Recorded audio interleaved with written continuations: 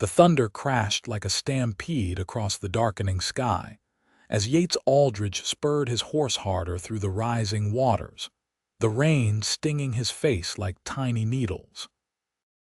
The normally placid whistling creek had transformed into a raging torrent that swept through the narrow canyon, carrying branches, debris, and Yates squinted through the downpour what looked like an overturned wagon half submerged in the churning waters. Then he heard it, a woman's scream piercing through the storm's fury. Yates was no stranger to the unpredictable nature of Texas weather in the spring of 1875. As a rancher who'd carved out a modest spread 10 miles south of Laramie Junction, he knew how quickly clear skies could turn violent. He'd been returning from town with supplies when the storm hit, but now those supplies were forgotten as he guided his stallion, Thunder, closer to the edge of the flooding creek.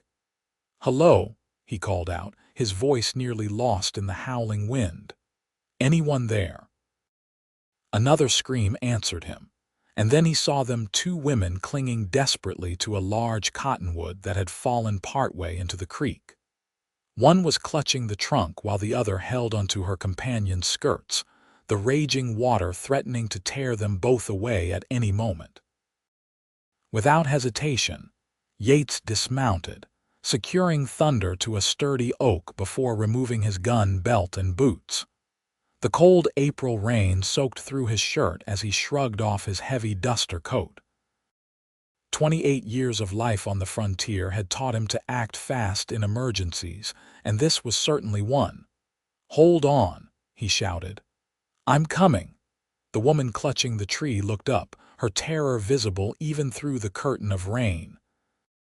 Her dark hair was plastered against her pale face, and despite the dire circumstances, Yates was struck by her determination as she struggled to maintain her grip while supporting her companion. Yates waded into the frigid water, feeling the current immediately tug at his legs. Using a length of rope from his saddle, he tied one end around his waist and secured the other to Thunder's saddle horn. The loyal horse would serve as his anchor. The water was already chest deep by the time he reached the fallen tree, the current threatening to sweep his feet from under him with each step. Up close, he could see the women more clearly now. The one holding the tree had striking green eyes wide with fear, while the second woman appeared to be unconscious, her face ashen. "I'm Yates Aldridge," he called out over the storm. "I'm going to get you both to safety." "Please help my sister," the conscious woman pleaded, her voice trembling with cold and fear. "She hit her head when our wagon overturned." "What's your name, madam?" Yates asked as he carefully maneuvered closer. "Julia Blackburn," she replied through chattering teeth. "This is my sister Jane." "Miss Julia, I need you to trust me," Yates said, reaching for her sister first. "Let me take Jane and then I'll come back for you." Julia hesitated only a moment before nodding. Yates carefully pulled Jane's limp form into his arms, alarmed at how cold she felt. With one arm securing her against his chest, he used the other to fight against the current as he made his way back to the shore. Thunder stood firm as the anchor line went taut, helping Yates battle the surging waters. Once he reached the bank, he gently laid Jane on higher ground before immediately turning back for Julia. The return trip was even more treacherous as the water continued to rise. Julia's strength was clearly failing, her knuckles white as she clung to the tree trunk. When Yates reached her, her eyes met his with a mixture of relief and lingering fear. "Can you hold on to me?" he asked. Julia nodded and released the tree, immediately wrapping her arms around his neck. The sudden weight nearly toppled them both into the raging current, but Yates managed to steady himself against the tree. "Hold tight," he instructed, and began the arduous journey back to shore. The current had strengthened in just those few minutes, and halfway across, Yates felt his footing slip. Julia gasped as they both went momentarily underwater, but the rope around his waist pulled taut, and he regained his stance. "Almost there," he encouraged, feeling her shivering violently against him. When they finally reached the bank, Yates wasted no time. He untied the rope from his waist and hurried to check on Jane, who remained unconscious but was breathing steadily. "We need to get you both warm," he said, eyeing the darkening sky. The storm showed no signs of abating, and nightfall would bring even colder temperatures. "There's a cave about half a mile from here. We can shelter there." Yates retrieved his duster coat and wrapped it around both women, positioning Jane in front of him on Thunder's saddle while helping Julia mount behind him. With the sisters secured, he led the horse carefully through the trees, away from the flooding creek and toward the limestone outcropping that housed the cave he'd discovered years ago while tracking a wounded deer. By the time they reached the cave, the rain had somehow intensified, and all three were thoroughly drenched despite the coat. Yates helped the women dismount and carried Jane inside, laying her gently on the dry ground of the shallow cave. "Will she be all right?" Julia asked, kneeling beside her sister and pushing wet strands of hair from Jane's forehead. "Head wounds bleed something fierce, but she's breathing well," Yates replied, though concern colored his voice. "Let me get a fire started." Years of frontier living had prepared Yates for situations like this. He always carried flint and steel in a waterproof pouch, along with a small bundle of dried tinder.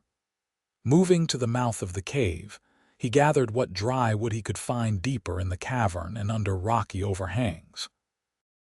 As he worked to build a fire, he stole glances at Julia, who was tending to her sister with gentle efficiency. She'd removed Jane's soaked shoes and was rubbing her feet to restore circulation.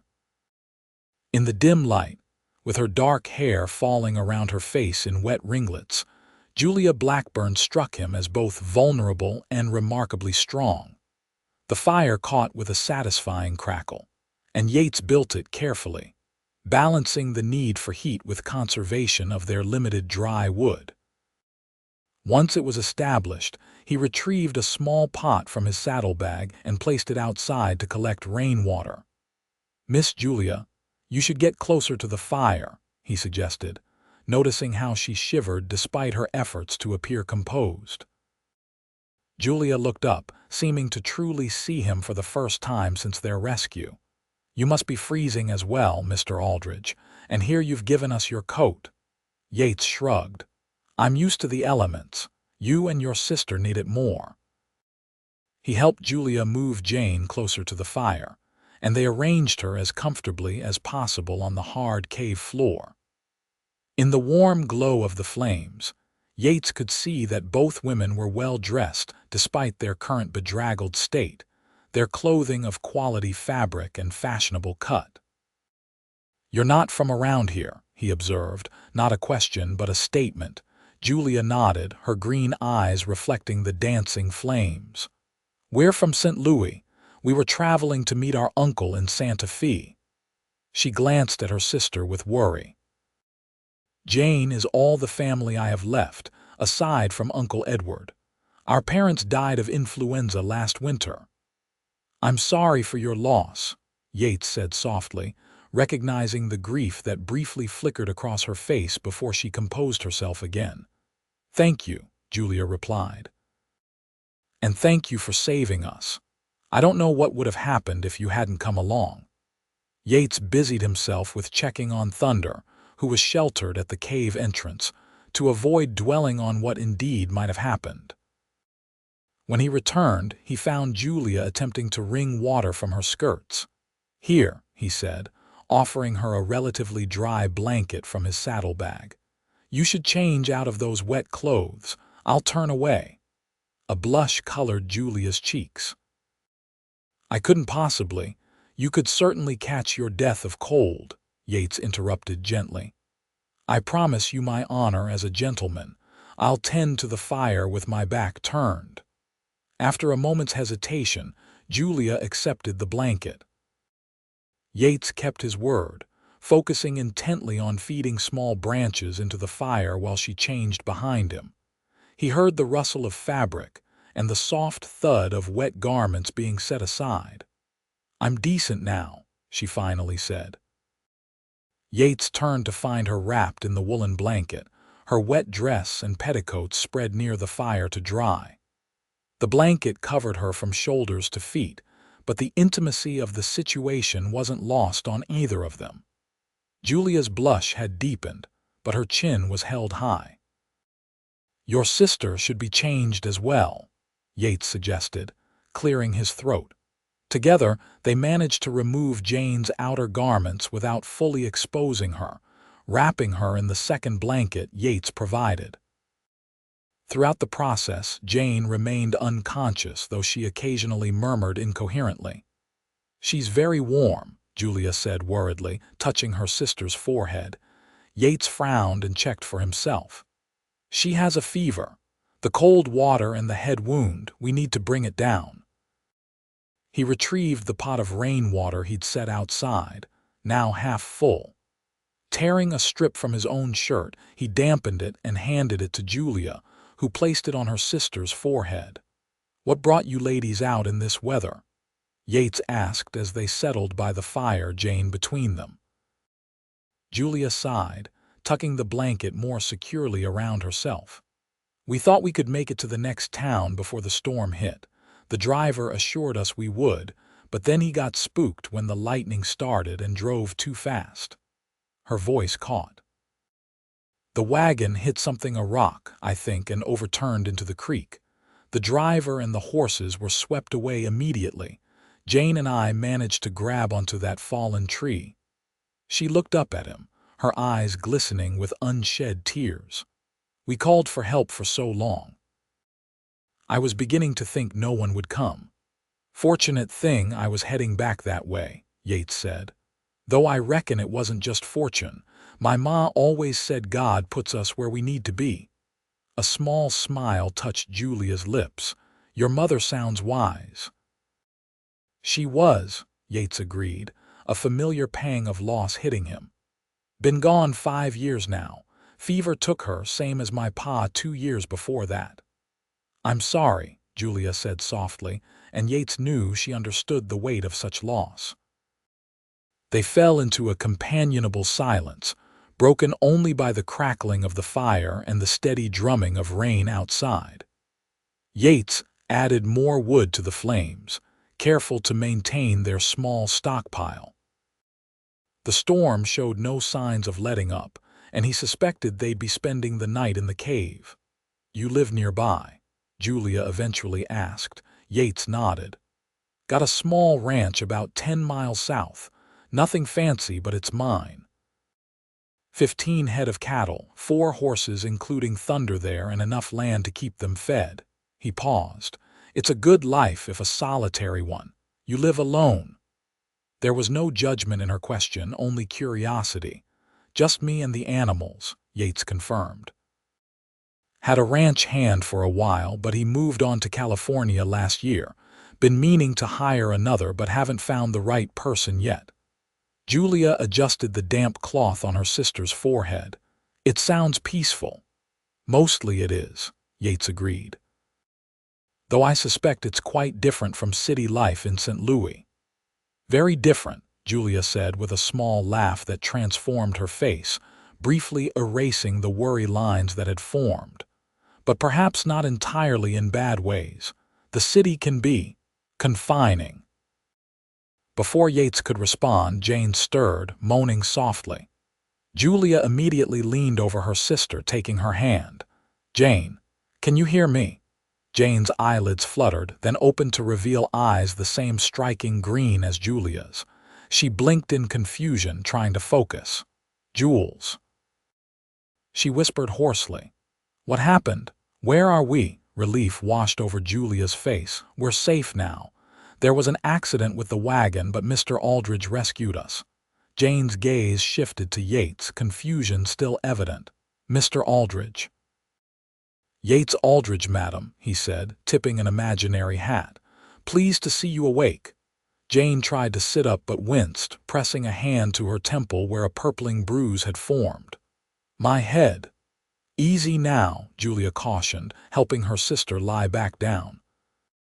"You hit your head when the wagon overturned." Recognition dawned in Jane's eyes, followed by alarm. "The driver, we don't know what happened to him," Julia said gently. "The current was too strong."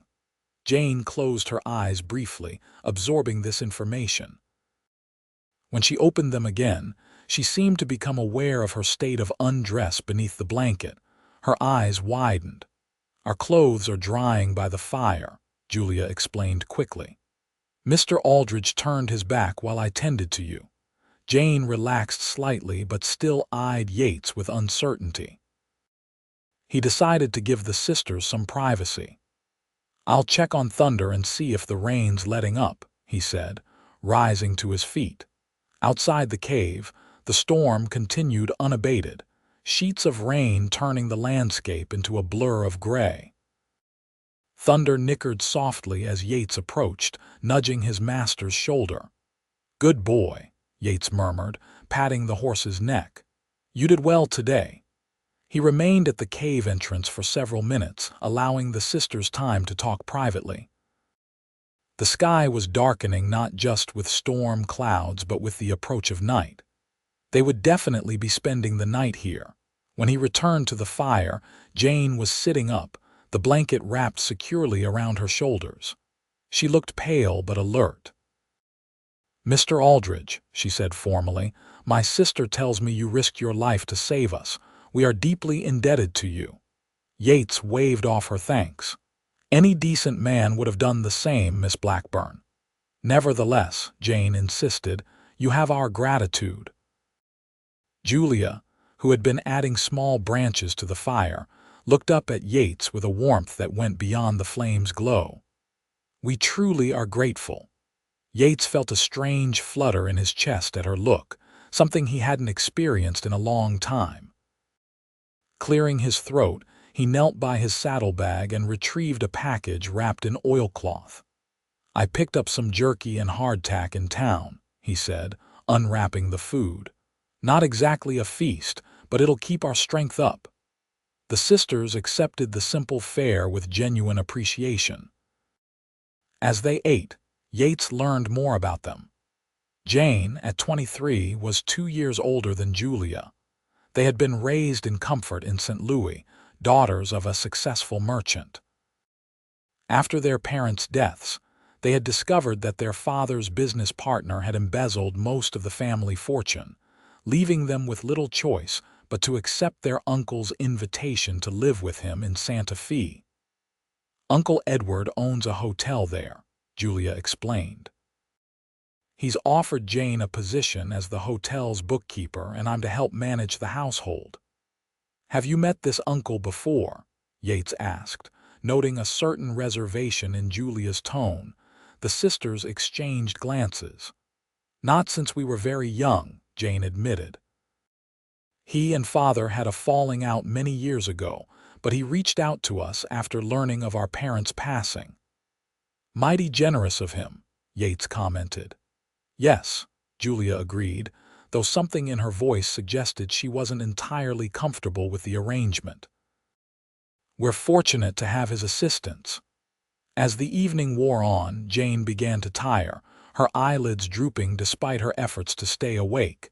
Soon she was asleep again, her breathing steady and deeper than before. "Her color looks better," Yates observed quietly. Julia nodded, relief evident in her expression. "The fever seems to be subsiding." She adjusted the blanket around her sister. "I was so frightened when she wouldn't wake up." "You handled yourself remarkably well for someone who's just survived a near drowning," Yates said admiringly. A small smile played at the corners of Julia's mouth. "Our father raised us to be resourceful, even if society expected us to be merely decorative." "He sounds like a wise man." "He was," Julia said softly, "though I think even he would be impressed by your quick thinking today." "Not many men would have risked themselves for strangers." Yates shrugged, uncomfortable with the praise. Out here, helping neighbors isn't just kindness, it's survival." "Are we neighbors, then, Mr. Aldridge?" Julia asked, a hint of teasing in her voice. "Well, considering the nearest town is 20 miles away, I reckon anyone within a day's ride counts as a neighbor," Yates replied with a smile. Julia laughed softly, mindful of her sleeping sister. The sound warmed Yates more than the fire. In the dancing light of the flames, with her dark hair now drying in waves around her shoulders and her green eyes reflecting the firelight, Julia Blackburn was undeniably beautiful. But it was more than her beauty that drew him, it was her resilience, her evident care for her sister, the quiet dignity with which she faced their circumstances. Yates caught himself staring and quickly looked away, busying himself with arranging their small woodpile. It had been a long time since he'd spent this much time in female company, especially someone like Julia who seemed to belong in drawing rooms and theaters, not a crude cave in the wilderness. "You should get some rest," he suggested. "I'll keep watch and tend the fire." Julia hesitated. "You need sleep as well, Mr. Aldridge." "Yates," he corrected her. "And I'm used to long nights during calving season. I'll be fine." "Very well, Yates," she conceded, his name sounding different better somehow in her refined accent. "But you must wake me in a few hours to take my turn." Yates agreed, though he had no intention of waking her. Julia settled beside her sister, adjusting her blanket before lying down. Within minutes, her breathing had deepened, exhaustion claiming her despite the hard stone floor. Alone with his thoughts, Yates stared into the flames. The Blackburn sisters were clearly out of place in this rugged territory, yet here they were, at the mercy of the elements and his assistants. What would become of them once the storm passed? Their wagon was destroyed, their possessions likely scattered for miles downstream. They would need help reaching Santa Fe, still several days' journey away. Yates found himself oddly reluctant to consider their departure. There was something about Julia Blackburn that intrigued him, a strength beneath her refined exterior that reminded him of the frontier women he'd grown up admiring. Women like his mother, who had faced the hardships of pioneer life with grace and determination. Thunder's soft nickering drew Yates from his musings. The horse was growing restless, sensing something beyond the cave entrance. Cautiously, Yates retrieved his rifle from his gear and moved to investigate. The rain had finally begun to subside, though water still streamed down the rocky slopes around them. In the dim moonlight now breaking through the clouds, Yates could see nothing amiss, yet thunder continued to show signs of unease. Then he heard it, the distinctive rattling sound that every frontiersman knew to fear. Moving slowly, Yates directed his gaze toward the source of the noise. Not 10 feet from the cave entrance, a large rattlesnake had sought shelter from the flood on a rocky ledge. Yates raised his rifle, but hesitated. A shot would wake the sisters and possibly frighten them unnecessarily. Instead, he set the rifle aside and drew his hunting knife, approaching the snake with the caution born of experience. With a swift, practiced motion, he pinned the rattler behind its head with a sturdy branch before dispatching it cleanly. The encounter left him more alert than before, and he spent the next hour checking the cave's perimeter for other unwelcome visitors displaced by the flooding. Finding none, he returned to the fire, adding more wood to maintain the warmth that was so crucial for the recovering women. Julia stirred in her sleep, murmuring something indistinct. Yates watched as she shifted, her features softening in repose. A strand of hair had fallen across her face, and he fought the unexpected urge to brush it aside. Instead, he settled back against the cave wall, keeping vigilant watch over the Blackburn sisters as the storm gradually subsided into the quiet of a rain-washed night. Morning arrived with gentle fingers of sunlight stretching into the cave, illuminating the sleeping forms of the Blackburn sisters. Yates, who had allowed himself only brief periods of dozing throughout the night, was already awake and tending to a fresh fire when Julia stirred. She sat up slowly, momentarily disoriented before her gaze found Yates. A soft blush colored her cheeks as she adjusted the blanket more securely around herself. "Good morning," she said, her voice still husky from sleep. "Morning, Miss Blackburn," Yates replied, offering a small smile. "The storm's passed. Creek's still high, but the sun's out."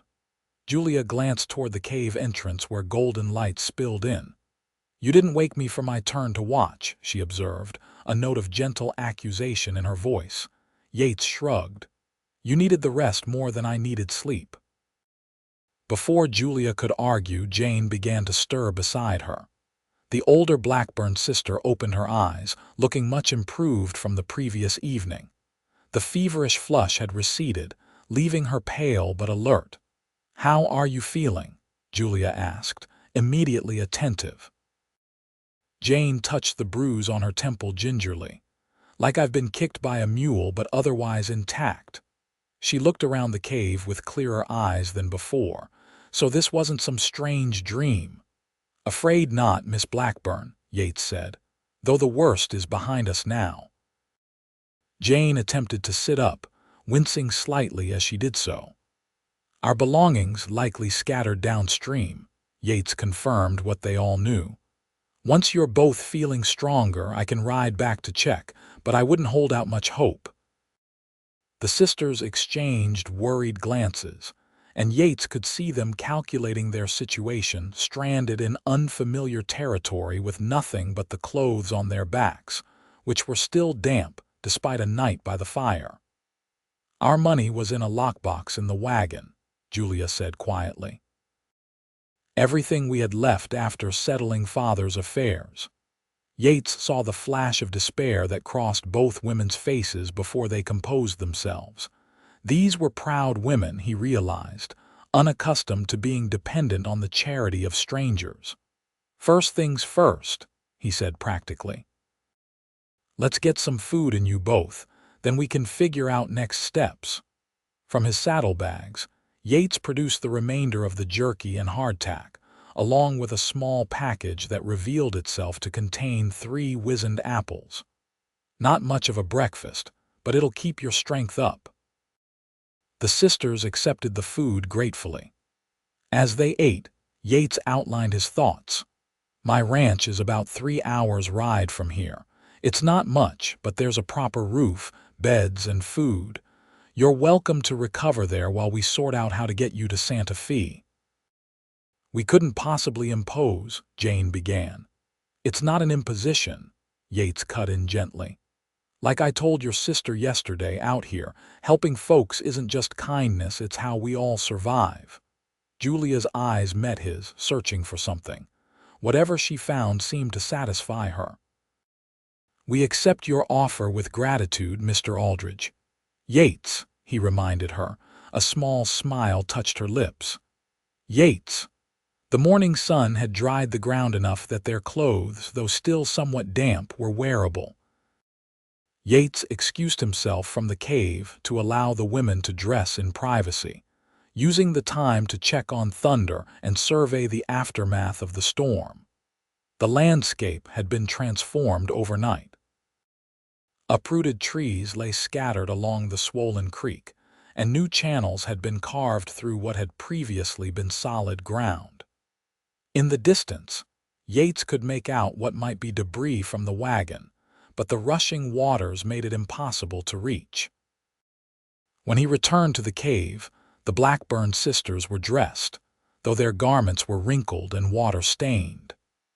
They had done what they could with their hair, Julia's dark waves pulled back in a simple knot, Jane's lighter brown tresses similarly arranged.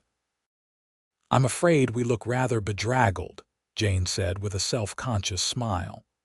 "You both look just fine," Yates assured them, though his eyes lingered on Julia a moment longer than necessary. The journey back to Yates's ranch would be challenging with 3 people and only 1 horse. Thunder was strong, but even he had his limits. After some discussion, they decided that Jane, still weak from her injury, would ride while Yates and Julia walked alongside. They set out as the morning dew was still burning off the grass, heading south along a game trail that would eventually connect with the main road. Jane sat atop Thunder, occasionally swaying slightly but maintaining her seat.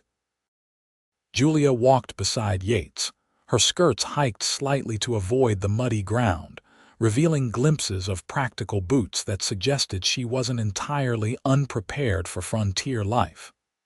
"Have you lived out west long?" Julia asked as they navigated around a fallen tree. "Born and raised in these parts," Yates replied. "My father came out here in '45, met my mother who traveled the Oregon Trail with her family. They settled on what's now my land just after they married. It must be special, living on land with such family history," Julia observed. Yates nodded. "It is, though I suspect it's nothing compared to your family home in St. Louis." A shadow passed over Julia's face. "Our home was sold to pay Father's debts. There's nothing left for us there now." Her matter-of-fact tone couldn't quite hide the pain beneath, and Yates felt a surge of admiration for her dignity in the face of such reversal of fortune. "Starting fresh isn't always a bad thing," he offered. "My parents did it. Plenty of folks out here have similar stories." "Is that why you've remained alone on your ranch?" Julia asked, her question direct but her tone gentle. "Because you're tied to their legacy?" Yates considered her question seriously. "Partly, I suppose, but mostly it's just that I haven't found a compelling reason to leave. It's good land, honest work," he shrugged, "and I haven't met a woman willing to share that kind of life." Julia's gaze was thoughtful as it rested on him. "It would take a special kind of woman, I imagine, someone who values substance over society's expectations. Are there such women in St. Louis?" Yates asked with a half-smile. "Perhaps more than you might think," Julia replied, her own smile reflecting his. From atop Thunder, Jane cleared her throat. "If you two are quite finished discussing the qualities of theoretical frontier wives, I believe I see smoke ahead." Yates's head snapped up, his hand automatically moving to the rifle slung across his back. But as they rounded the bend in the trail, he relaxed. The smoke was rising from the chimney of a small cabin set in a clearing his own homestead. "Ladies," he announced, "welcome to the Aldridge Ranch."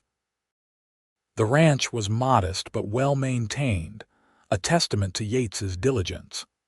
The main cabin was constructed of solid logs with a stone chimney, its porch swept clean despite his absence. A short distance away stood a sturdy barn and corral, currently occupied by 3 horses who whinnied a greeting to Thunder. Beyond these structures stretched fenced pastures where a small herd of cattle grazed contentedly. "It's lovely," Julia said sincerely as Yates helped Jane dismount. "It's not much compared to city living," Yates responded, unable to keep a hint of pride from his voice, "but it's home."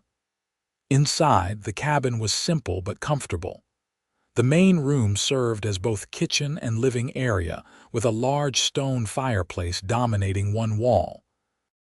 A wooden table with 4 chairs occupied the center of the room, while a rocking chair and small bookshelf created a cozy corner by the fire. 2 doors led off the main room, one to Yates's bedroom, and the other to a small guest room that had once belonged to his parents. "You ladies can take the guest room," Yates said, opening the door to reveal a neatly made bed and simple furnishings. "I'll sleep out here by the fire." "We couldn't possibly take your bed," Jane protested. "It's not my bed," Yates explained.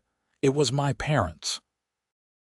I keep the room for guests, though I don't get many." While Jane rested, Julia insisted on helping Yates prepare a proper meal.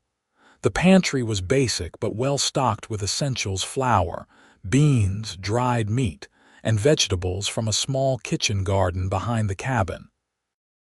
"You're quite self-sufficient," Julia observed as she helped him peel potatoes. "Have to be," Yates replied. "Town's too far for regular trips, especially in winter." Working alongside Julia in the kitchen created a strange sense of domesticity that Yates hadn't experienced since his mother's death. There was something naturally graceful about the way she moved, adapting quickly to the unfamiliar surroundings. He found himself watching her hands as she deftly chopped vegetables, her fingers long and elegant despite the previous day's ordeal. "You're staring, Mr. Aldridge," Julia said without looking up, though he could hear the smile in her voice. "Yates," he corrected automatically. "And I was just thinking you seem remarkably at ease for a city woman suddenly thrust into frontier living." Julia glanced up then, her green eyes meeting his. "Perhaps I'm more adaptable than I appear, or perhaps—" she hesitated. "Perhaps this feels more natural than the constraints of St. Louis society ever did." Before Yates could respond to this intriguing statement, Jane emerged from the guest room looking more refreshed after her brief rest.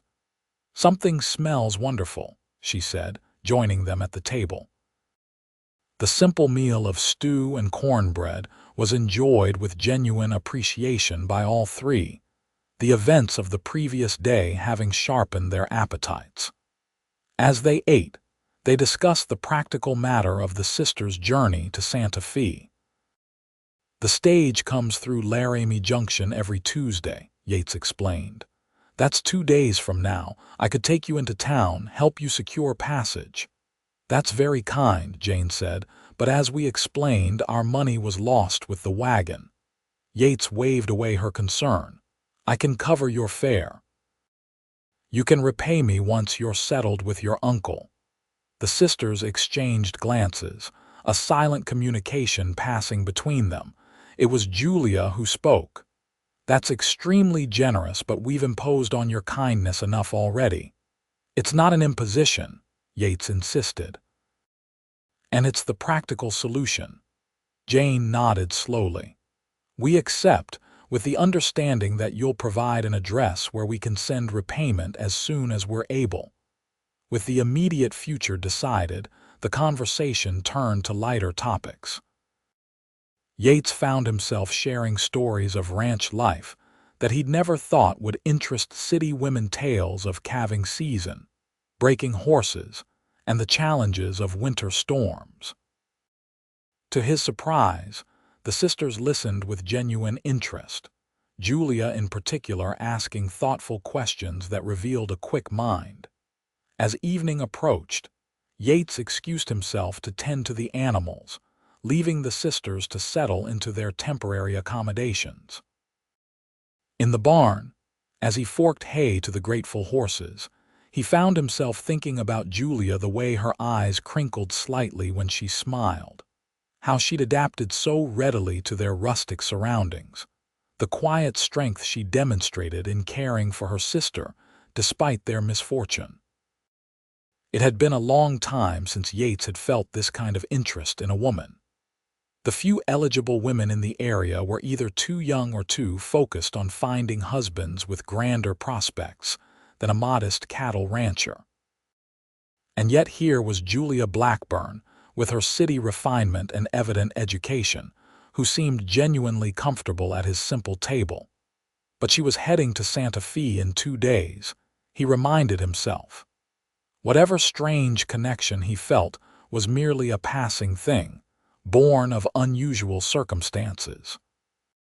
By this time next week, she would be establishing a new life with her uncle, and he would return to his solitary existence. The thought sat uncomfortably in his chest as he finished his chores and headed back to the cabin. Inside, he found Julia alone by the fire, a book from his small collection open in her lap. She looked up as he entered, a smile warming her features. "Jane's already asleep," she explained. The day's journey tired her more than she expected. Yates nodded, hanging his hat on a peg by the door. Head injuries can take time to fully heal. Rest is the best medicine. Julia closed the book, her finger marking her place. I hope you don't mind. I was admiring your collection. Thoreau is an unexpected choice for a cattle rancher. Yates felt a flush of self-consciousness. His small library, carefully accumulated over years, was one of his few indulgences. My mother believed in the importance of education, even out here. She taught me to read on the Bible and Shakespeare. She sounds remarkable, Julia said softly. She was, Yates agreed, taking the chair opposite Julia. What about your parents? What were they like? A wistful expression crossed Julia's face. Father was a businessman, but his true passion was art and literature. Our home was filled with books and paintings. Mother was more practical, but she encouraged our education beyond what was fashionable for young ladies. They raised two impressive daughters, Yates observed. Julia smiled at the compliment, a faint blush coloring her cheeks. They wanted us to be independent thinkers, though I'm not sure they anticipated quite how independent we would need to become. She gazed into the fire, her expression growing more serious. When they died, everything changed so quickly. Father's business partner revealed debts we never knew existed. The house had to be sold along with most of our possessions. That must have been difficult, Yates said gently. Julia nodded. It was, but in some ways it was also clarifying. When everything familiar is stripped away, you discover what truly matters. And what did you discover matters to you, Julia Blackburn? Yates asked, her first name slipping out naturally. Her eyes met his, steady and forthright. Family. Truth. The freedom to choose my own path rather than following one prescribed by society. She smiled slightly. Simple things, really, though not always simple to achieve. The firelight cast a warm glow on her face, highlighting the delicate curve of her cheekbone, the determined set of her jaw. Yates found himself wishing he could preserve this moment, this connection with a woman who seemed to understand values that most city folk would find quaint or primitive. And what about you, Yates Aldridge? Julia asked, turning his question back on him. What matters most to you? Yates considered her question seriously. This land. The legacy my parents built. Living honestly. He paused. And recently, I've been thinking about what my father told me before he died, that a legacy isn't just about maintaining what came before, but building something meaningful to pass on. Children, Julia said softly, understanding his meaning. Yates nodded. A family of my own someday, though out here finding the right partner isn't simple. What would make her right? Julia asked, her voice barely above a whisper. The question hung between them, loaded with unspoken possibilities. Yates found himself leaning forward slightly, drawn by something in her gaze. She'd need to be strong, he said quietly. Independent but not solitary. Someone who values substance over appearance. Who could see beauty in this life that many would find too harsh or simple. Julia's eyes hadn't left his. And if such a woman appeared, I'd do everything in my power to convince her to stay, Yates replied, his voice rough with an emotion he hadn't expected to feel.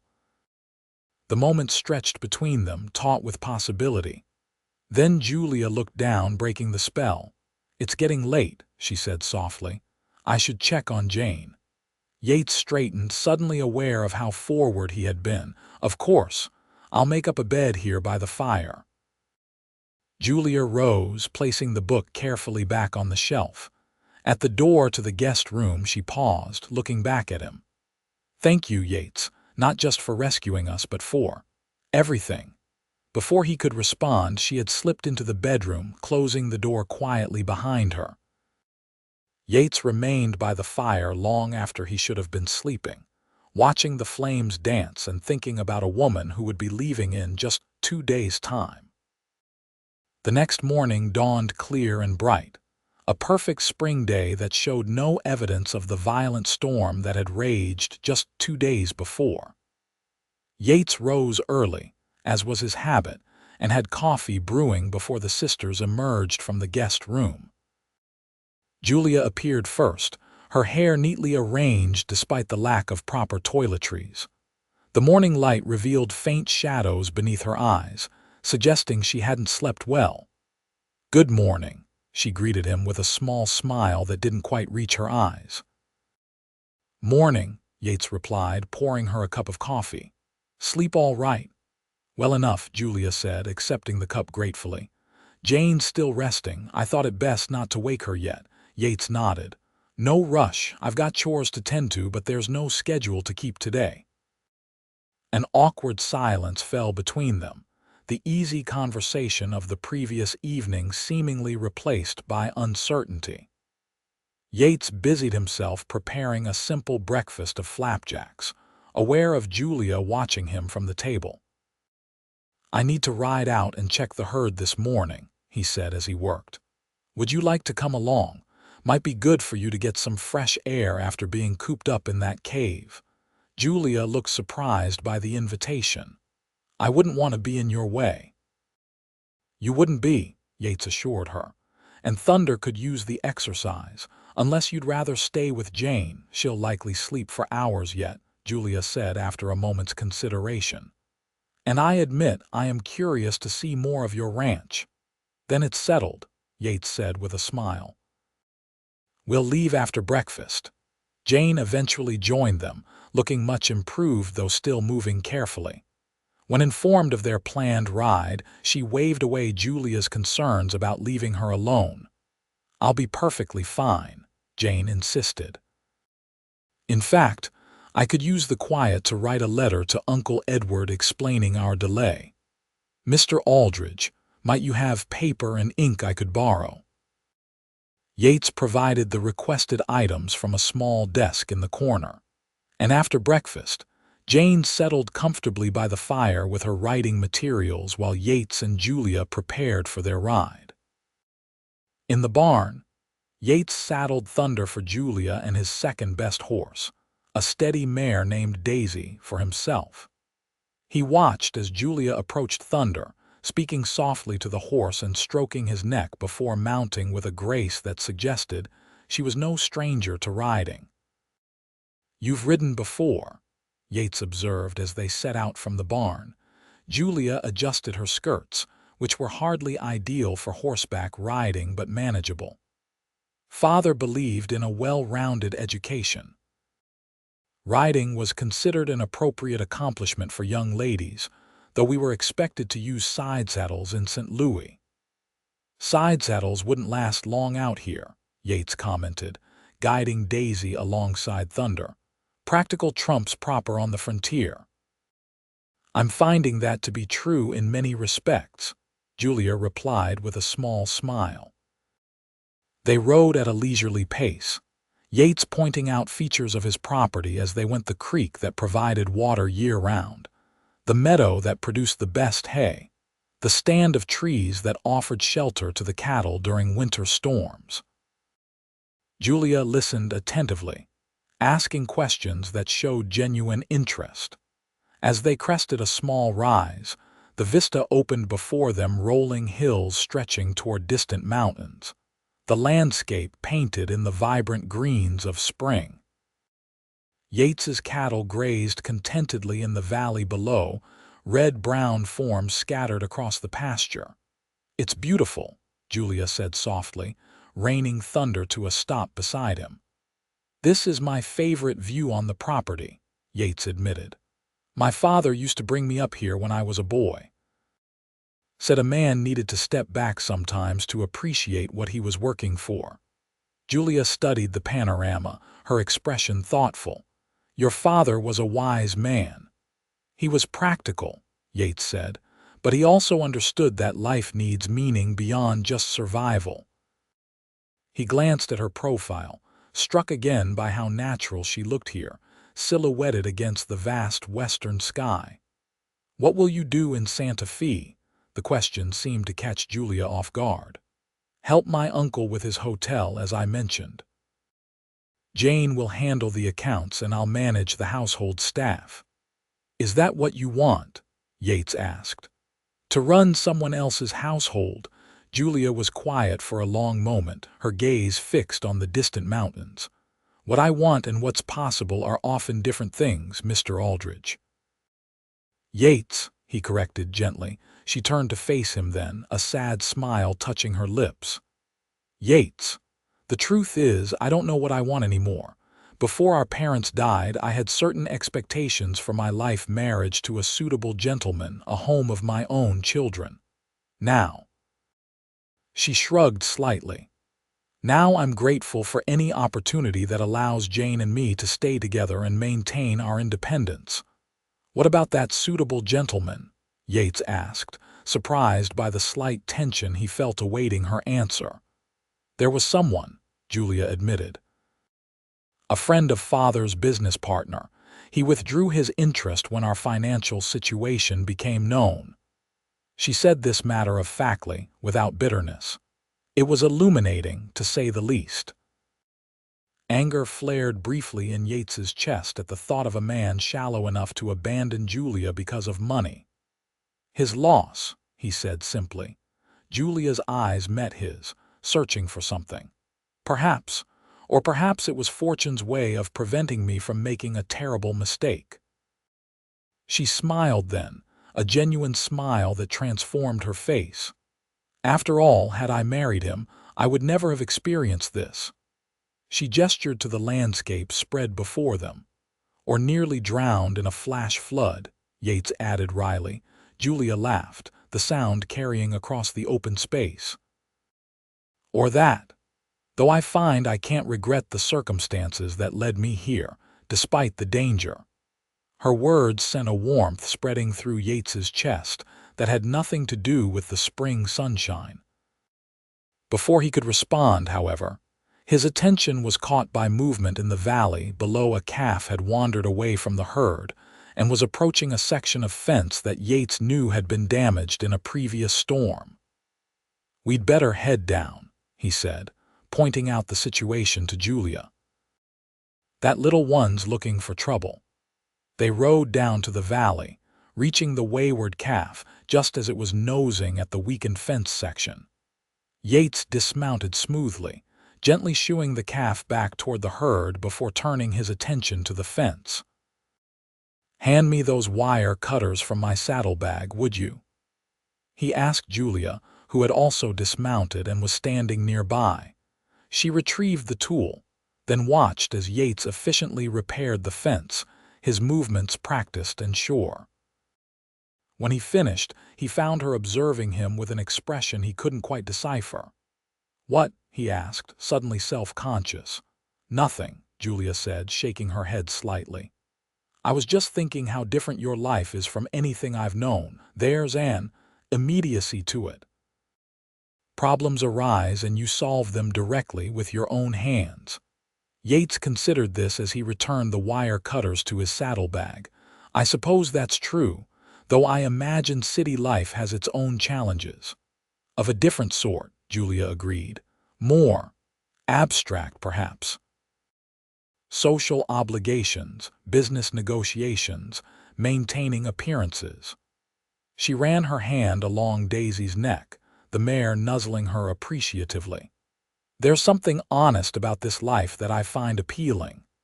The simple statement stirred something in Yates' hope, perhaps, or possibility. But before he could pursue the thought, distant thunder rumbled across the valley. Looks like another storm's moving in, he observed, glancing at the darkening clouds on the western horizon. We should head back. They mounted quickly and turned toward home, setting a brisker pace than before. The approaching storm cast dramatic shadows across the landscape, alternating patches of brilliant sunshine with deep shade as clouds scudded overhead. Will it be as bad as the other night? Julia asked, a hint of concern in her voice. Yates shook his head. Different kind of storm. Spring thunderstorms move through quickly. We'll likely get some rain, but nothing like that flood. They reached the ranch just as the first fat raindrops began to fall, quickly stabling the horses before dashing to the cabin. Inside, they found Jane at the window, watching the approaching storm with evident anxiety. "Just a normal thunderstorm," Yates assured her as they entered. "Nothing to worry about." Jane visibly relaxed. "After our experience, I find I'm not as fond of storms as I once was." "Understandable," Yates said, hanging his hat on its peg. "But you're safe and dry here."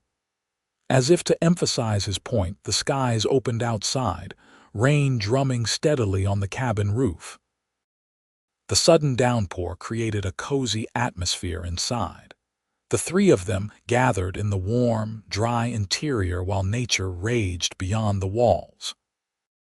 Jane returned to her letter writing while Julia helped Yates prepare lunch, working alongside him with the same easy coordination they'd developed the previous evening. There was something uncommonly pleasant about having her in his kitchen. Yates reflected something that felt right in a way he hadn't expected. The afternoon passed comfortably, despite the continuing rain. Yates took the opportunity to catch up on indoor tasks, mending a bridle, sharpening tools, updating his accounts in a leather-bound ledger. The sisters read from his small library, occasionally reading passages aloud that sparked thoughtful conversations. By evening, the storm had passed, leaving behind a freshly washed landscape and a spectacular sunset that painted the western sky in shades of gold and crimson. Yates stood on the porch after dinner, watching the display, when he heard the door open behind him. Julia stepped out, wrapping a shawl around her shoulders against the evening chill. "Jane's resting again," she said, joining him at the porch railing. "She seems much better but still tires easily." Yates nodded. "Head injuries can be tricky." "Good that she's listening to her body and resting when needed." They stood in companionable silence for a moment, watching as the last rays of sunlight gilded the distant hills. "Tomorrow we'll go to town," Julia said softly, a statement rather than a question. "Yes," Yates confirmed, surprised by the reluctance he felt at the thought. The stage should arrive around noon. Julia's hands tightened on the porch railing. "I want to thank you again for everything you've done for us." Most men would have simply delivered us to the nearest town and considered their duty fulfilled. "Most men haven't had the pleasure of your company," Yates replied, the words escaping before he could consider their wisdom. Julia turned to face him, her expression unreadable in the fading light. "Is that what it's been? A pleasure?" Yates met her gaze directly. "You know it has." The admission hung between them, simple but profound. Julia took a small step closer to him, close enough that he could see the play of emotions across her face: uncertainty, curiosity, and something warmer that made his pulse quicken. "I've been thinking," she said, her voice barely above a whisper, "about what you said last night. About the kind of woman who would be right for this life." Yates nodded, not trusting himself to speak. "I've also been thinking," Julia continued, "about what kind of life would be right for me, for Jane and me." Hope flared in Yates's chest, but he tempered it with caution. "And what conclusions have you reached?" Julia's gaze dropped to her hands, then lifted again to meet his. "That perhaps the path forward isn't as clear as I thought when we set out for Santa Fe." Yates took a careful breath. "Julia, are you saying—" The cabin door opened, interrupting whatever he had been about to ask. Jane stood in the doorway, an apologetic expression on her face. "I'm sorry to intrude," she said, "but I was wondering if you had any willow bark tea, Mr. Aldridge. My head is paining me again." The moment broken, Julia stepped back, creating a proper distance between them. "I'll help you look," she told her sister, casting one last unreadable glance at Yates before following Jane inside. Left alone on the porch, Yates stared at the now darkened horizon, wondering what Julia had been about to say and what he had been about to ask. The morning of their departure dawned clear and mild, a perfect spring day for travel.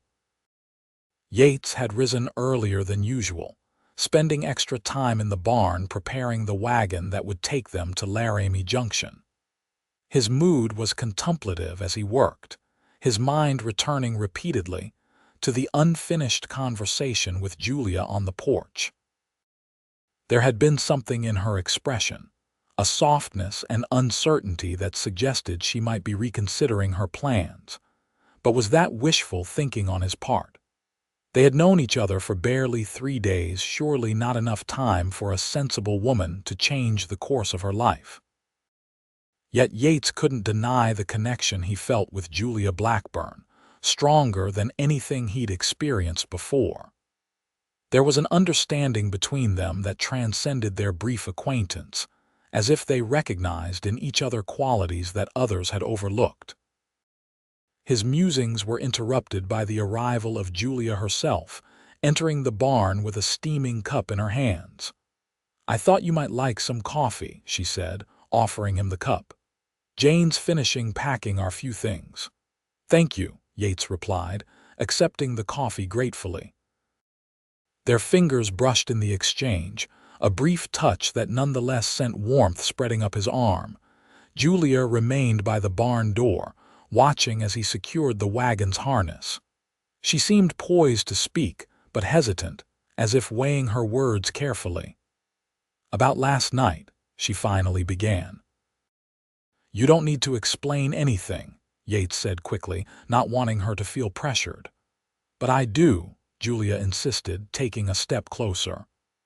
"I was about to say something important, and I've been thinking about it all night." Yates set down the coffee cup and turned to face her fully, his heart beating a rapid tattoo against his ribs. "I'm listening." Julia took a deep breath. "Jane and I discussed our situation late into the night. Our uncle's offer was generous, but we've never been close to him. The arrangement was one of necessity, not affection." She paused, seeming to gather her courage before continuing. "I've been wondering if there might be alternatives. Opportunities here, perhaps, that would allow us to maintain our independence while building something meaningful." Hope surged in Yates's chest, but he kept his expression calm. "What kind of opportunities did you have in mind?" "Jane has experience with bookkeeping from helping our father," Julia explained. "And I'm skilled at household management, gardening, and basic education. Surely a growing town like Laramie Junction could benefit from such skills." Yates considered this. Laramie Junction was indeed growing, with new families arriving monthly as the railroad expanded westward. "The town could certainly use a proper school," he acknowledged. "The nearest teacher is in Carson City, nearly 40 miles away." Julia nodded, her expression brightening. "And Jane could perhaps find work with one of the local businesses. We wouldn't expect charity, only a fair chance to prove our worth." "It's not an unreasonable idea," Yates said carefully, not wanting to reveal how much the prospect of her staying affected him. "But what about your uncle? He's expecting you." "We would write to him, of course," Julia replied. "Explain our decision and thank him for his offer. Perhaps even visit him once we're established, to maintain family ties." She stepped closer, close enough that Yates could see the flecks of gold in her green eyes. "The truth is, Yates, these past days have shown me a different kind of life than I ever imagined for myself. One with challenges, certainly, but also with a freedom and honesty that I find compelling." The word hung between them, laden with meaning. Yates found himself holding his breath, scarcely daring to hope that she might be saying what he thought she was. "Julia," he began, his voice rougher than he intended, "are you asking to stay because of the opportunities in town, or is there another reason?" A blush colored her cheeks, but her gaze remained steady. "Perhaps both," she admitted softly. "I won't deny that I've felt something between us, something unexpected, but Significant. Yates's heart soared at her words, but he forced himself to be practical. 3 days is a mighty short time to make such decisions. It is, Julia agreed, which is why I'm not proposing anything definitive, only the chance to explore possibilities, to see if what we've felt these past days can grow into something lasting. It was a reasonable approach, Yates had to admit.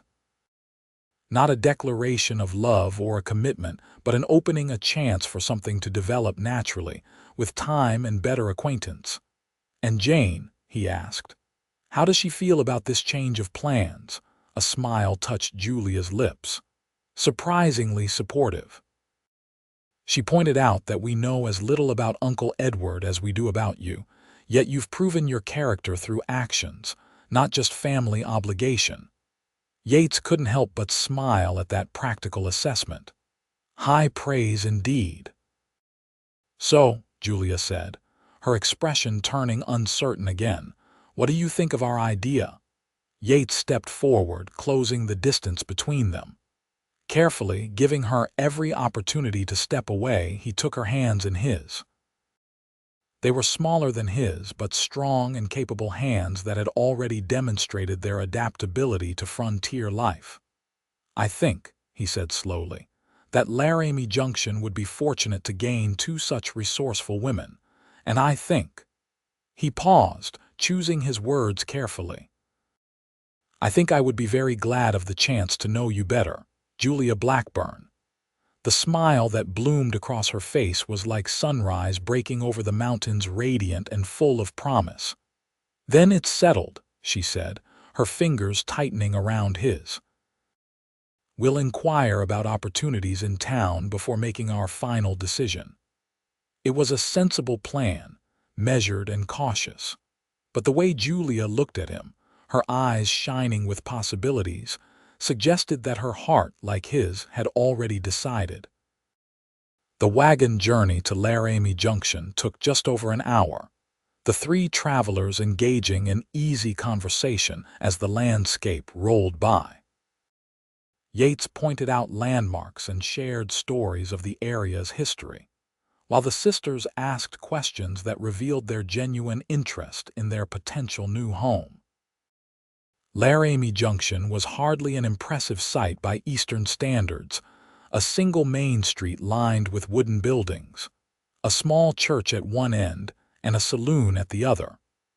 But it was growing, as evidenced by the half-constructed hotel and the recently established general store.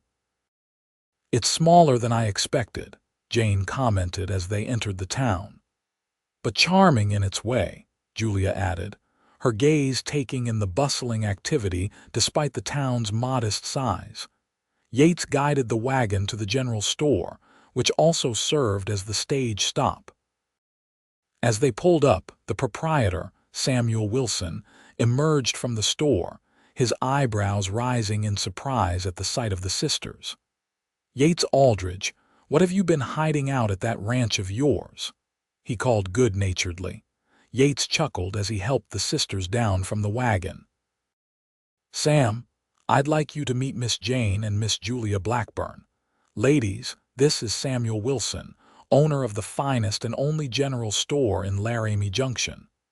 Samuel, a barrel-chested man with a friendly face half hidden behind an impressive beard, bowed slightly. A pleasure, ladies. What brings you to our humble town? The Blackburn sisters had some misfortune on their journey, Yates explained, giving a brief account of the flood and rescue. They were bound for Santa Fe, but are now considering other options. Samuel's expression grew sympathetic. Terrible thing, losing all your possessions like that. But lucky that Yates found you when he did. Man's got a knack for being in the right place at the right time. We've certainly found that to be true, Julia agreed, sharing a warm glance with Yates that did not go unnoticed by the storekeeper. Well, you've come on a good day, Samuel said. The town council's meeting this afternoon. If you're looking for opportunities here, that'd be the place to make your case. This was unexpected good fortune. Yates had planned to introduce the sisters to key townspeople individually, but a council meeting would allow them to present their skills to everyone at once. "What time is the meeting?" Jane asked. 2 o'clock at the church," Samuel replied. "But say, if you ladies need anything in the meantime, clothes or toiletries to replace what was lost, my wife Mary would be happy to help. She's in the back sorting the new shipment from Denver." Julia and Jane exchanged glances. "That would be most appreciated," Jane said. "We've been making do with what we have, but some essentials would be welcome." As the sisters followed Samuel into the store, Yates took the opportunity to check on the stage schedule. The ticket agent, who worked from a small desk at the rear of the general store, confirmed that the stage to Santa Fe would indeed arrive at noon. "2 passengers for today?" the agent asked, pen poised over his ledger. "Possibly," Yates replied. "I'll let you know before noon." With an hour to spare before the stage arrived, Yates waited outside, letting the sisters shop in privacy. He was just considering checking on the horses when Julia emerged from the store, a small parcel in her hands and a smile on her face. "Mrs. Wilson is absolutely delightful," she said, joining him on the store's porch. "She's already told us about 3 families in town with children in need of education, and suggested that the empty room above the apothecary might make a suitable schoolroom." Yates couldn't help but smile at her enthusiasm. "Sounds like you've made progress already." Jane's still inside, discussing the town's bookkeeping needs with Mr. Wilson, Julia continued. "Apparently, the sawmill owner has been looking for someone with accounting experience for months." The possibilities were unfolding more quickly than either of them had anticipated. Yates felt a surge of hope, tempered with caution. "Julia," he said gently, "I want you to know that whatever you and Jane decide, there's no pressure from me. If you choose to continue to Santa Fe after speaking with the council, I'll understand." Julia's expression softened as she met his gaze. "I know, Yates. That's one of the things I've come to appreciate about you. You offer choices without demands." She glanced down at the parcel in her hands, then back up at him. "But I meant what I said this morning. There's something here worth exploring, and not just professional opportunities." Before Yates could respond, the church bell began to toll noon, and in the distance, they could hear the approaching stage, right on schedule. The moment of decision had arrived. Jane joined them on the porch, her expression animated. "Mr. Wilson says the sawmill owner is desperate for someone with my skills. He's even offered temporary lodging above his office until more permanent arrangements can be made." The sisters exchanged a meaningful look, a silent communication passing between them. Then Julia turned to Yates, her decision evident in her smile. "It seems we won't be needing those stage tickets after all," she said softly. Relief and joy flooded through Yates, though he maintained his composure. "Are you certain? This is a significant change of plans."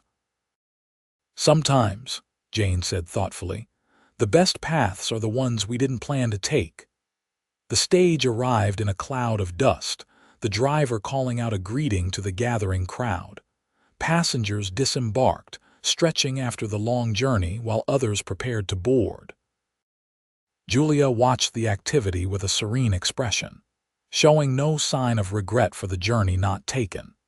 As the stage departed an hour later, continuing its journey to Santa Fe without the Blackburn sisters, Yates felt as though a weight had lifted from his shoulders. They had made their choice to stay, to explore the possibilities that Laramie Junction offered, and perhaps, though neither had said it explicitly, to see what might develop between Julia and himself. The town council meeting that afternoon proved even more successful than they had hoped. The council members, comprised of the town's business owners and the church pastor, listened attentively as Jane outlined her bookkeeping experience, and Julia described her educational background. By the meeting's end, Jane had secured a position with the sawmill owner, while Julia had been enthusiastically encouraged to open a small school, with promises of support from several families. The town will provide the space above the apothecary rent-free for 6 months, Pastor Miller explained, to give you time to establish the school. After that, we can negotiate a reasonable arrangement based on the number of students. And as for lodging, Mrs. Wilson added, there's a small cottage behind our store that our daughter lived in before she married and moved to Denver. It's modest but comfortable, and would provide privacy for you both. The generosity of these offers, made to women who were still strangers, brought tears to Julia's eyes. "We're overwhelmed by your kindness," she said sincerely. "It's not just kindness, young lady," Samuel Wilson replied with a wink. "It's good business. A proper school and competent bookkeeping will help our town grow. We're investing in our future as much as in you." This practical assessment seemed to reassure the sisters, who had made it clear they wanted to earn their way rather than accept charity. By the time the meeting concluded, their immediate future was settled. They would stay in Laramie Junction, taking up their new positions immediately and moving into the Wilson cottage by week's end. As they left the church, Julia fell into step beside Yates, her expression thoughtful. "It all happened so quickly," she murmured. "A week ago I couldn't have imagined this turn of events." "Having second thoughts?" Yates asked, trying to keep his tone light despite the sudden concern that gripped him. Julia shook her head. "Not at all, it's just. Life can change so suddenly, can't it? One moment you're on one path and the next," she gestured to the town around them, "you're somewhere entirely unexpected. And is this unexpected path to your liking?" Yates couldn't help but ask. Julia's gaze met his, warm and direct. "Very much so. Though there are still many unknowns." One of those unknowns, Yates knew, was the nature of their relationship. They had acknowledged an attraction, a connection that had developed with surprising speed, but neither had defined what might come next, now that Julia and Jane were staying. "There's no rush to figure everything out at once," Yates said gently. "You and Jane need time to settle in, establish yourselves." "Yes," Julia agreed, though something in her expression suggested she might be ready to explore their connection sooner rather than later. "But I hope you won't be a stranger, Yates Aldridge. 10 miles isn't so far after all." "No," Yates agreed, his heart lightening at her words. "It's not far at all." The following days passed in a whirlwind of activity as the Blackburn sisters established themselves in Laramie Junction. Jane began work at the sawmill office immediately, bringing order to the chaotic accounts with an efficiency that impressed her new employer. Julia, meanwhile, transformed the room above the apothecary into a cheerful schoolroom, ready to welcome students the following Monday. Yates rode into town every other day, ostensibly to bring supplies or check on the sisters' progress, though no one, least of all Julia, was fooled by these transparent excuses.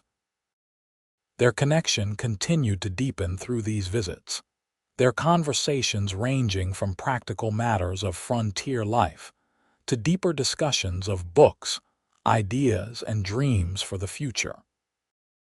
2 weeks after the sisters' arrival in Laramie Junction, Yates arrived at the cottage behind the general store with a special purpose in mind. Julia answered his knock, her face lighting up at the sight of him. "Yates, I wasn't expecting you today." "I was hoping you might join me for a ride," he said, suddenly feeling uncharacteristically nervous. "There's something I'd like to show you." Julia's eyes sparkled with curiosity. "Let me just tell Jane and get my shawl."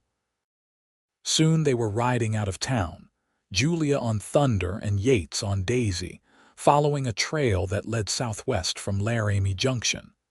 The day was perfect for riding warm sunshine tempered by a gentle breeze, wildflowers dotting the meadows in splashes of color. "Where are we going?" Julia asked as they crested a small rise. "Patience, Miss Blackburn," Yates replied with a smile. "It's not much further." True to his word, they soon reached their destination, a small clearing beside a bubbling stream shaded by cottonwood trees. In the center of the clearing stood the stone foundation of what had once been a cabin, now overgrown with wildflowers. Yates dismounted and helped Julia down from Thunder, his hands lingering at her waist a moment longer than necessary. Then, taking her hand, he led her to the foundation. "This was my grandparents' first home," he explained, his voice soft with reverence for the family history. "They built it when they first arrived in the territory, before moving to what's now my ranch when my father was born." Julia looked around the peaceful clearing with appreciation. "It's beautiful here, so tranquil." "It is," Yates agreed. "I come here sometimes when I need to think, when I'm making important decisions." Julia's gaze returned to his face, her expression questioning. "And what decision brings you here today?" Yates took a deep breath, gathering his courage. "Julia, I know it's only been a few weeks since we met, and I don't want to rush you, but I also don't want to leave any doubt about my intentions." He took both her hands in his heart pounding so loudly he was certain she must hear it. "From the moment I pulled you from that creek, something changed for me. I've never met anyone like you, someone who faces challenges with such grace and determination, who sees beauty in this life that many would find too harsh." Julia's eyes were shining now, her hands warm in his. "Yates, please, let me finish before my courage fails," he said with a small, self-deprecating smile. "What I'm trying to say, Julia Blackburn, is that I'm falling in love with you. And while I know it might be too soon for you to feel the same, I wanted you to know that my heart is yours, if you should ever want it." There. He had said it, laid his feelings bare with a directness that city folk might find alarming, but that seemed right for the honest connection they shared. For a long moment Julia was silent, her eyes searching his face. Then slowly a smile bloomed across her features, radiant as the sunrise. "Oh, Yates," she said softly, "it's not too soon at all." She stepped closer, her hands still clasped in his. "When you pulled me from that creek, you saved more than my life. You showed me a different way of living, one with purpose and honesty and—" She paused, her cheeks flushing slightly. "And love. I've been falling in love with you too, though I scarcely dared admit it to myself." Joy surged through Yates, so powerful it nearly took his breath away. "Julia," he whispered, his voice rough with emotion. Slowly, giving her every chance to pull away, he leaned down. Julia rose to meet him, her eyes fluttering closed as their lips met in a first tender kiss. It was gentle, questioning at first, then deepening as she responded with unexpected ardor, her hands moving to his shoulders while his cradled her face. When they finally parted, both were breathless, their eyes shining with shared emotion. "I never expected this," Julia admitted, her voice soft with wonder. "When Jane and I set out for Santa Fe, I thought my heart was firmly closed after my previous disappointment." "And now?" Yates asked, still scarcely believing that this remarkable woman returned his feelings. Julia smiled up at him, her expression open and trusting. "Now I understand that what I thought was heartbreak was merely preparation, teaching me to recognize true worth when I found it." Yates kissed her again, unable to contain the joy that her words inspired. This kiss was deeper, a promise of the passion they would share, yet still respectful of the newness of their declared feelings. They spent the afternoon in the clearing, talking of their pasts and their hopes for the future, sharing stories they hadn't yet told each other. As the sun began its descent toward the western horizon, Yates knew it was time to return to town, though he was reluctant to end this perfect day. "There's one more thing," he said as they prepared to mount their horses. "I brought you here for a reason beyond just telling you my feelings." Julia looked at him questioningly. "This land," Yates explained, gesturing to the clearing and the surrounding meadows, "is part of my property, though separate from the main ranch. I've always thought it deserved to be a home again someday." Understanding dawned in Julia's eyes. "Yates, are you saying I'm not proposing marriage? Not yet," he assured her quickly. "That would be too soon, even for a frontier courtship. But I wanted you to know that if you feel ready for that step, this place could be ours. A home we build together, just as my grandparents did." Tears welled in Julia's eyes, but they were tears of happiness. "It would be perfect," she whispered. "A place of our own with a history but also a future." They rode back to Laramie Junction as the setting sun painted the sky in shades of gold and crimson, their hearts full with the declarations of the day and the promise of tomorrow. Over the next 6 months, the courtship of Yates Aldridge and Julia Blackburn became the talk of Laramie Junction. Their story, how he had rescued her and Jane from the flooding creek, wrapped them in his coat, and built a fire to save their lives, had already captured the town's imagination. Their growing romance only added to the tale's appeal. Julia flourished as the town's teacher, quickly earning the respect of both parents and children. Her natural warmth and intelligence, combined with genuine concern for her students' well-being, made her an integral part of the community in a remarkably short time. Jane, too, found her place in Laramie Junction. Her skills brought new efficiency to the sawmill's operations, and her quiet competence earned her the trust of the owner and workers alike. She developed a friendship with the town's young doctor, a relationship that showed promising signs of deepening into something more.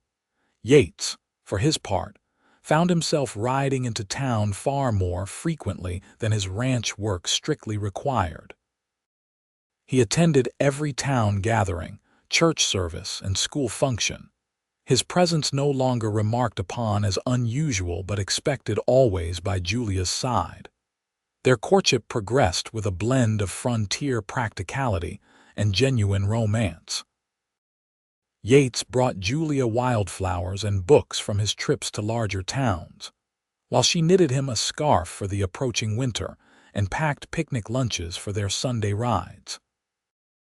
They shared meals with Jane, included her in their outings, and generally conducted themselves with a propriety that even the most conservative townspeople could approve. Yet beneath this decorous exterior burned a deepening passion, expressed in lingering glances, hands that found each other whenever possible, and kisses stolen in moments of privacy that grew increasingly difficult to find in the small, curious town. By the time autumn painted the landscape in shades of gold and crimson, Yates knew he could wait no longer. On a crisp October morning, he rode into town with a small velvet box in his pocket and determination in his heart. He found Julia in the schoolroom, preparing lessons for the following week. Sunlight streamed through the windows, catching in her dark hair and creating a halo effect that made Yates's breath catch in his throat. She looked up at his entrance, her face lighting with the smile that never failed to make his heart race. "Yates, I wasn't expecting you today." "I was hoping you might join me for a ride," he said, echoing the words he'd spoken months earlier. "There's somewhere special I'd like to take you." Julia's eyes sparkled with understanding. "Let me just finish this arithmetic lesson and I'll be ready." An hour later, they arrived at the clearing with the stone foundation, their special place, as they'd come to call it. But Julia gasped in surprise at what awaited them. The foundation had been cleared of wildflowers and debris, and stacked nearby were piles of freshly cut lumber, tools, and building supplies. "Yates," she breathed, dismounting quickly. What is all this? Yates helped her down, then took her hand and led her to the foundation. I've been planning this for weeks, he admitted. With help from the men at the sawmill, Jane kept the secret for me. Julia walked slowly around the perimeter of what had once been a cabin and would be again. You're rebuilding it, she said softly. I am, Yates confirmed. Or rather, I hope we will, together. He reached into his pocket and withdrew the velvet box, his heart hammering against his ribs. Dropping to one knee before her, he opened the box to reveal a simple but elegant ring, a small diamond flanked by 2 emeralds that reminded him of her eyes. Julia Blackburn, he said, his voice steady despite his nerves. These past months have been the happiest of my life. You've brought light and laughter and purpose to days that were once merely routine. I love you more than I ever thought possible, and I want nothing more than to build a life with you, starting with this home. Tears welled in Julia's eyes, spilling down her cheeks even as she smiled. Oh, Yates, she whispered. Will you marry me, Julia?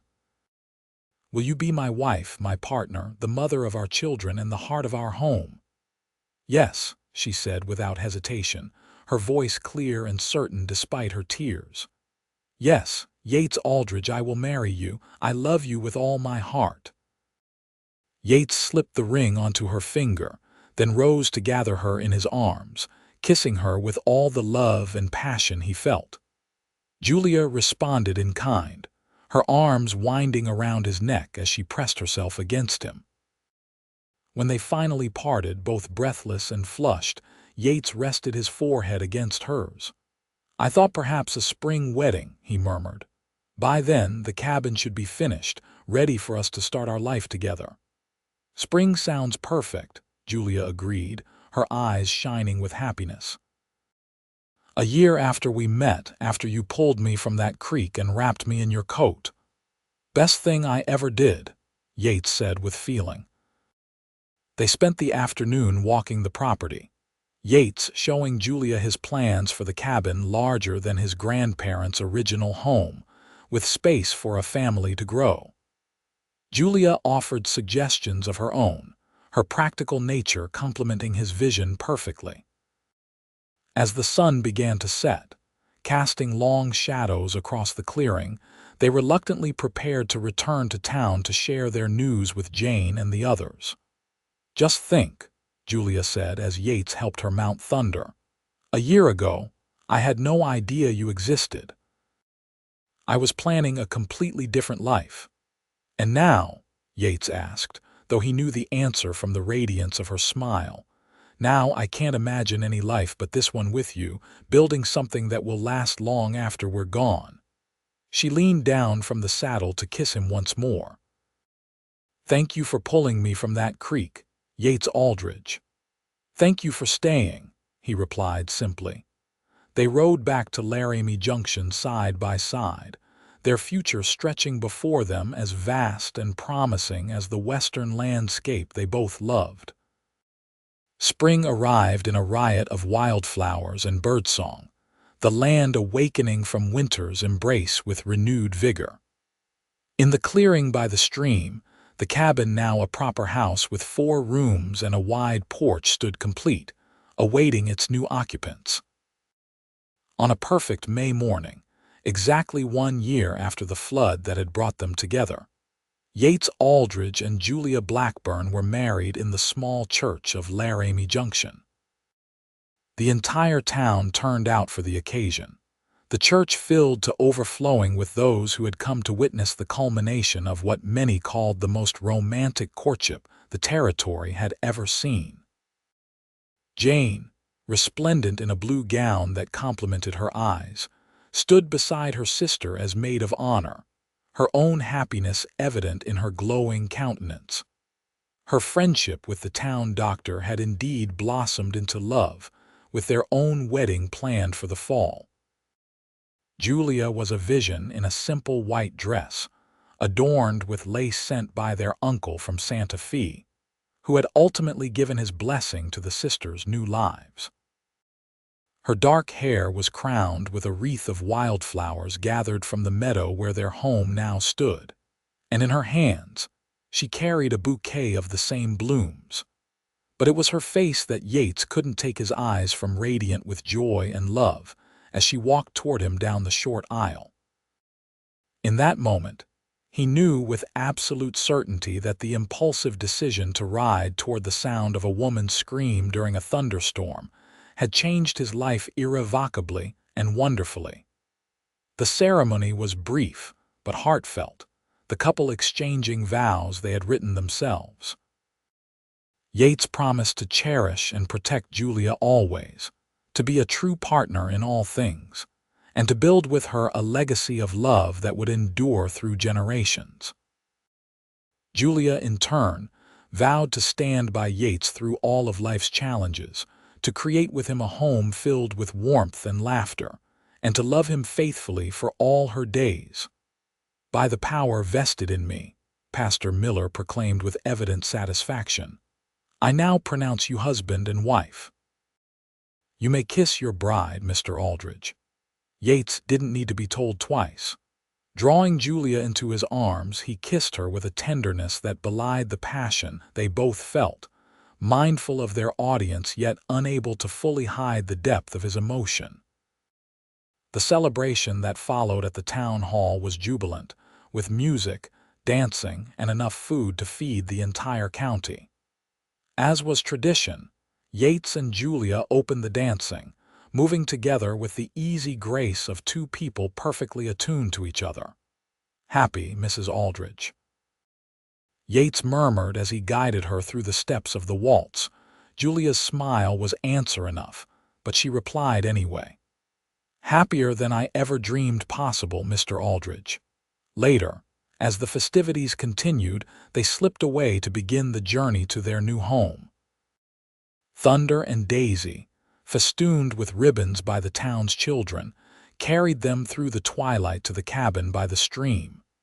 Yates had already brought most of their belongings to the house, so it was ready for their arrival. Still, when they reached the clearing, he insisted on tradition, lifting Julia into his arms to carry her across the threshold. "Welcome home, my love," he said softly as he set her down in the main room, which was warm and inviting with a fire already burning in the stone fireplace. Julia turned slowly, taking in the home they had planned together, the solid furniture Yates had crafted during the winter months, the curtains she had sewn, the bookshelf already filled with volumes from both their collections. On the mantel stood a framed sketch Jane had made of the three of them shortly after their arrival in Laramie Junction, a reminder of how their journey together had begun. "It's perfect," she whispered, her eyes shining with emotion. "Everything I could have wanted." Yates moved to stand behind her, his arms encircling her waist as he pressed a kiss to the curve of her neck. "There's more," he said, guiding her toward a door that led to the smallest of the 4 rooms. Inside, Julia gasped at what awaited her. The room had been transformed into a nursery, with a hand-carved cradle as its centerpiece. Above it hung a mobile of delicately carved wooden animals, horses, cattle, deer, and birds that would dance in the breeze from the window. "Yates," she breathed, turning in his arms to face him. "It's beautiful, but how did you know?" A slow smile spread across his face. "I didn't, but I hoped. This is for our future whenever that blessing arrives." Julia's expression softened, her hands coming up to frame his face.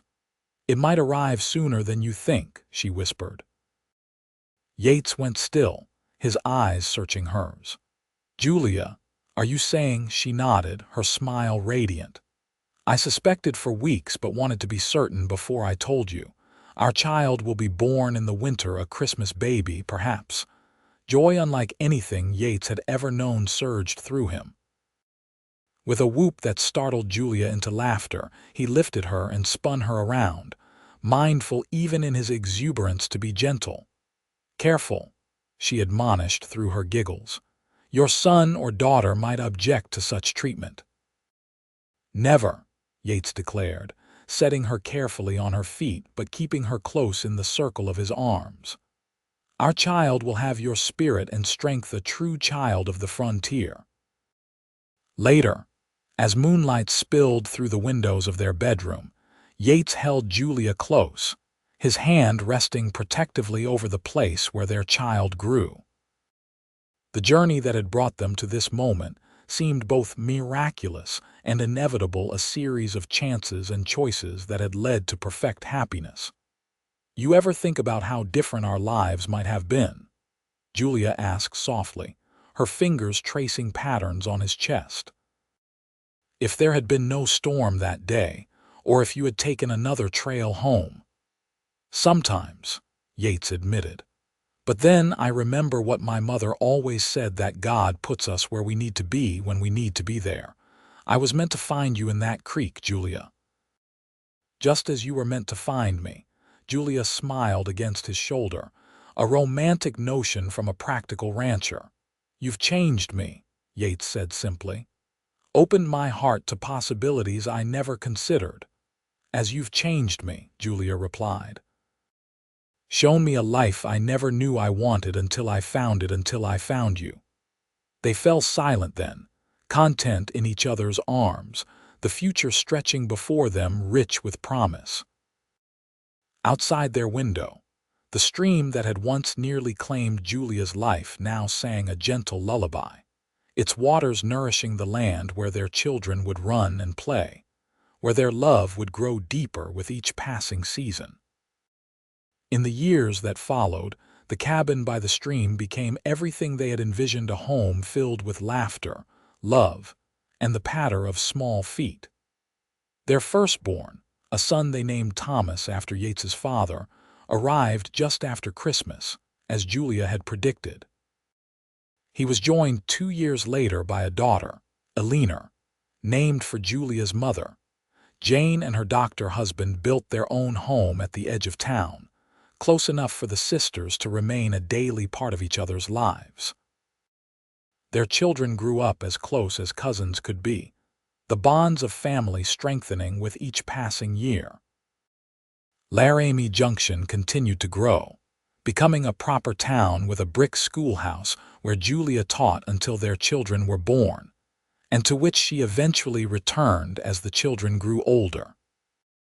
Yates expanded his ranch, his careful stewardship of the land bringing prosperity that allowed him to hire help, giving him more time to spend with his family.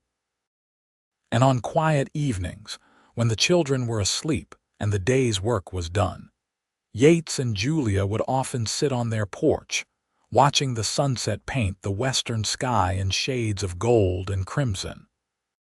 In those peaceful moments, they would sometimes speak of that fateful day, of a raging creek, a desperate rescue, and a coat that had sheltered 2 cold, frightened women. "The best decision I ever made," Yates would say, drawing Julia close against the evening chill, "was riding toward that storm instead of away from it." And Julia, her head resting on his shoulder, would smile and reply, "And the best decision I ever made was staying right here, where I found not just safety, but love." In such moments, surrounded by the life they had built together, they knew with absolute certainty that some journeys, though unexpected and fraught with danger, led exactly where they were meant to go, home, to the arms of true love.